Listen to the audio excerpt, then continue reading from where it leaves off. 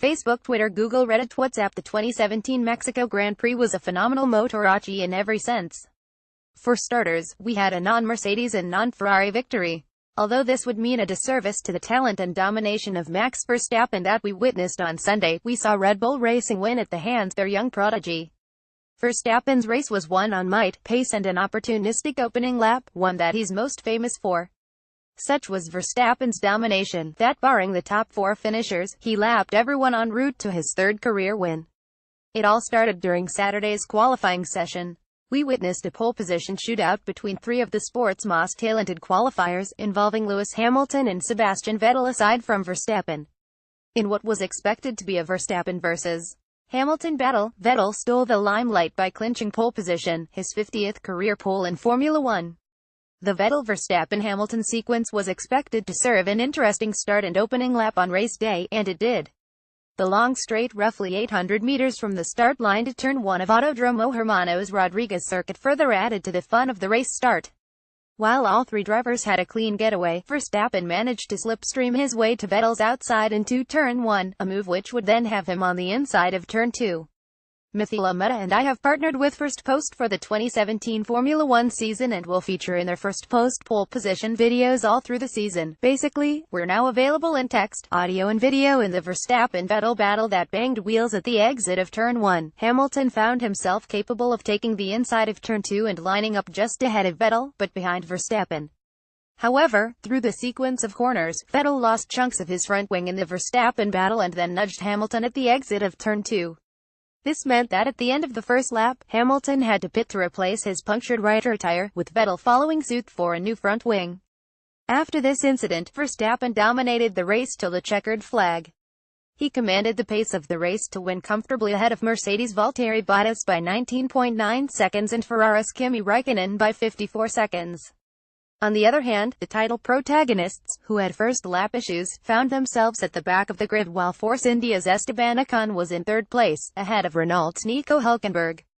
More often than not, the race livens up when we have a Ferrari or Mercedes fighting back from the bottom of the grid to the podium, and in Mexico, we had two. The battles that ensued as Vettel and Hamilton attempted to fight back were noteworthy, and made for interesting viewing. Subscribe iTunes Audio Boom. Vettel managed to fight back to finish fourth, but 70 seconds off Verstappen's race pace. In the complex math of the title battle, the simpler part was that the German needed to finish second or higher to keep his championship challenge alive, but he couldn't. Hamilton, however, could manage only ninth. Mercedes simulations indicated that he could have finished eighth and a lap down on Verstappen. Their respective fightbacks were good indicators of how different the Ferrari and Mercedes cars are. The Ferrari was able to climb its way higher and faster through the traffic, but the Mercedes found it difficult to deal with the dirty air caused by the same factor, and this hampered Hamilton's progress. Nevertheless, the Briton clinched his fourth Drivers' Championship title, which also happens to be his most impressive. Interestingly, Hamilton's ninth-place finish meant that he wouldn't be on the podium and that the crowds wouldn't get to witness him being announced champion. However, Liberty Media had plans in place, unlike the years under Ecclestone's reign.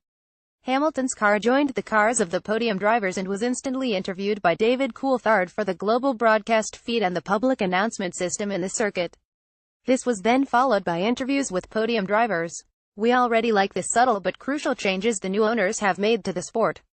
The other one being a congratulatory radio message from Brazilian footballer Neymar Jr. to Hamilton minutes after he clinched his title. Donald Trump tweets on Formula One fake news elsewhere. Ocon clinched fifth, the best of the rest, ahead of Lance Stroll and teammate and local hero, Sergio Perez.